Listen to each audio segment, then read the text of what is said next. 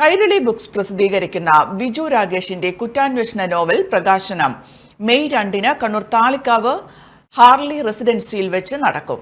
ഒരു ചരിത്രകാരന്റെ കൊലപാതകം എന്ന നോവൽ 4 മണിക്ക് city police commissioner P Nidhin Raj പ്രകാശനം ചെയ്യും.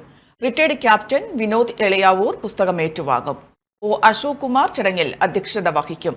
എഴുത്തുകാരി ഹരിത എച്ച് ദാസ് പുസ്തകത്തെ പരിചയപ്പെടുത്തുമെന്നും സംഘാടകർ വാർത്താസമ്മേളനത്തിൽ പറഞ്ഞു. ഞാനൊരു നോവൽ എഴുതിയിട്ടുണ്ട്. ക്രൈം നോവലാണ്. ഒരു ചരിത്രകാരൻ്റെ കൊലപാതകം എന്നാണ് നോവലിൻ്റെ പേര്. നോവലിൻ്റെ പ്രകാശനം ഈ വരുന്ന മെയ് 2 4 മണിക്ക് താളിക്കാവ് ഹാർലി റെസിഡൻസി ഹാളിൽ നടക്കും. Kannur city police commissioner Shri P Nidhin Raj IPS അവർ പുസ്തകം പ്രകാശനം ചെയ്യും.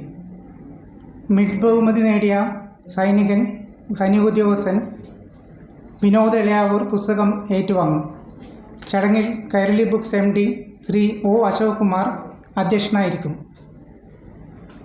എഴുത്തുകാരി ഹരിത എച്ച് ദാസ് പുസ്തക പരിചയം നടത്തും.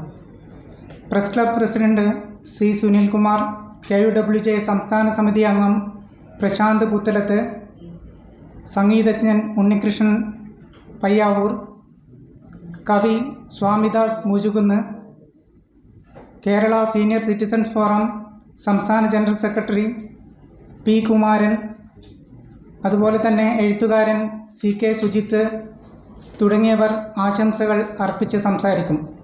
Kairali books editor AV Pavithran അവർ സ്വാഗതവും T ബിജു രാഗേഷ് മറുപടി പ്രസംഗവും നടത്തും.